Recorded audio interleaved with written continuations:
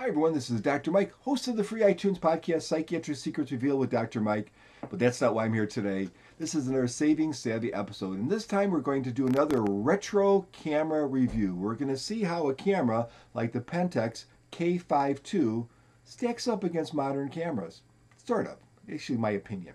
So, by the way, I don't know if you're noticing, I'm really trying to look at my, it's very difficult. I'm trying to look at my little webcam a little more directly, and I've off-centered myself, so I no longer am wearing the lampshades quite so much for a hat. So I'm doing my best here. So anyways, I like to change around cameras. I like playing with different cameras. It's a lot of fun.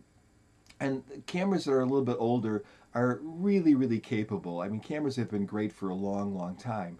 This camera was introduced in 2013, and it's an update of the K5, which was introduced in 2000, and I think about 10 or so. The updates were significant, but not very obvious on paper. So these both, the 5 and the 5.2, both feature a 16 megapixel sensor, which is plenty, but this one has an updated sensor with a faster readout. They both also have an 11-point autofocus system, but this one, the algorithms or something have been tweaked so it's better. Now, the first thing you might ask is 11 points. That sounds like so little when you have cameras with 50 and 150 autofocus points. But 11 points is actually quite a bit. And the focusing on this camera is very quick and very snappy in most situations. Now, is it a sports shooter, like a professional sports shooter? Probably not. But I think it will work just fine for your kid's soccer game or whatever. Because it has that great Sony chip in it and pretty good algorithms as far as its processing is concerned, it has very good low light performance. And in fact, I think most people would be happy for most purposes, again, maybe not professional work, but for most real life purposes, going up to an ISO of 6400. And in a real pinch, you could take it to the top, which is 12,800. Although definitely, even when you don't do 100% crop, you're going to see it's going to look like it's pushed too far, but you can use it if you need to. So good ISO performance, plenty of megapixels, really nice autofocus. But what makes this camera stand out from so many other cameras? Well, it's weather sealed, which you do see in these mid-range kind of enthusiast level cameras, but also the relatively inexpensive lenses that come with it. Many of them are also weather resistant. So this right now, this is rocking an 18 to 135 zoom lens, and this is weather resistant. And you can pick up this lens on eBay for about 200 bucks. This camera body, which is an excellent, excellent camera body, you can pick up for about 350 bucks. So for very little money, you have a very impressive kit. And if you're a person who loves to take pictures, but you're not necessarily just, this is not going to be your hobby, you just want to kind of fine tune your picture taking and take great pictures, this lens combination with this body is probably all you're going to need. And just as another aside, I would say that if you're considering buying any DSLR, getting one of these mid-range zoom lenses over the standard 18 to 50 or 18 to 55 lens will really widen your scope of view. So if you can afford that, get that little bit longer zoom lens, whether it's a 105 or a 130 or 140 or whatever that particular manufacturer makes. But so this lens worked really well, and I liked it very much. But what I love, and some other things. This has 100% coverage on its viewfinder. Again, we mentioned weather resistant. It definitely feels like it's made out of some sort of metal of some sort. Feels very good in the hand. I would prefer the grip being just a little bit deeper, but I have gigantic hands. I'm 6'3", or even maybe a little bit taller than that, and so I have really big hands. But it's still very comfortable and very adequate and very, very well balanced. Nice screen on the back.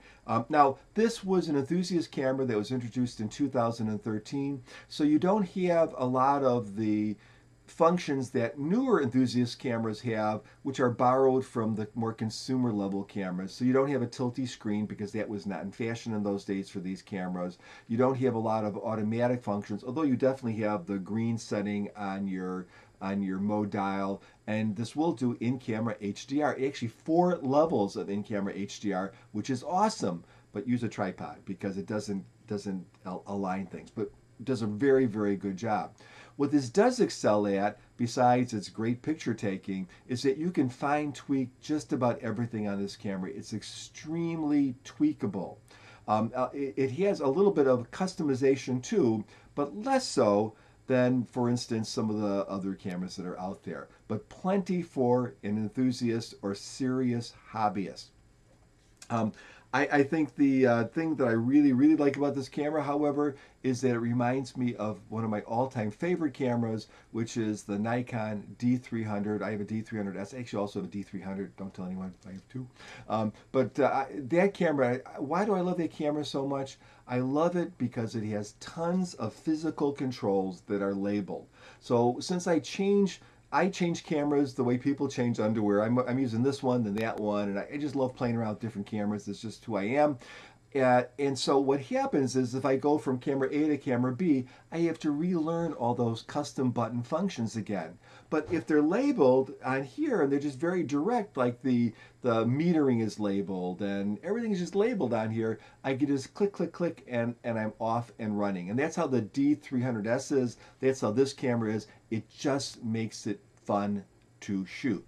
So you have that 11-point autofocus system. Is that enough when we have 150-point autofocus systems? Yes, it is. Now, I'm not saying that this is a sports shooter for professional sports photographers. It's going to be plenty for your kid's soccer game. It's going to be plenty for just about anything else. And the focusing is fast and as accurate as most cameras. I've never found a camera that's 100% accurate with autofocus, but this is right up there with all of the rest. The display is great, and what's kind of nice is that you can customize the zoom. So instead of having to move the zoom to wherever you want, you can set it to like a 1x zoom, a 2x zoom, a 3x or 4x zoom. So I can just click this when I'm looking at my picture to see if I'm in focus, and then just press the button here and go back to the full view, and I'm off and running, and many, many, many other nice things like that. So would I recommend this camera? I love this camera. I think especially if you are trying to find a really good camera at a very good price that has weather resistance and that's really going to allow you to do just about anything, it's great. So I'm going to show you a couple of shots now. And so here's an ISO ramp up. Okay, you can see when we go from 200 up to 400, 800, 1600, and 3200, and 6400, picture's pretty good. Yes, there's degradation, but we're looking, why do a 200% crop one? That's not what you're going to do in real life. It looks just fine for most of our use. When you go to 12,800, definitely looks a little raggy, but it's acceptable if you're going to post it to Facebook, and if that's what you have to do. But I am comfortable using this camera up to 6,400, so it has great low light performance. Well, what about the autofocus? And so here's just a couple of quick shots. And you can see for simple, fun, sporting activities, family level stuff, it's going to do just fine. So it works great for that too. So now I'm going to branch off and just show you some photos I took. These photos were modified in a photo editor for the actually, honestly, because I still, after all these years, when I'm in a hurry, I take crooked pictures. All right, they're just a few degrees off, but they bug the heck out of me, and I have to correct them, and I would be too embarrassed to show them on YouTube. So that's the main reason. But there are also some of them are modified too, because these are actual real pictures that I took that I really am using. They're not just test shots. So why do that? Why not show you just why not just show you pictures out of the camera? Honestly, all this part is meaningless. This is just fun because all cameras in the last 10 years, all pro-level cameras, and even things like your iPhone and even a pretty decent Compay camera, they all take excellent pictures. So if I take those pictures and I show them on YouTube, which is going to completely compress them and do everything else, it's kind of meaningless. So why am I doing it at all? Because people expect it and it's kind of fun. So let's do that and look at some pictures that I took with the Pentax K5II. Awesome camera, awesome bargain. Consider getting one.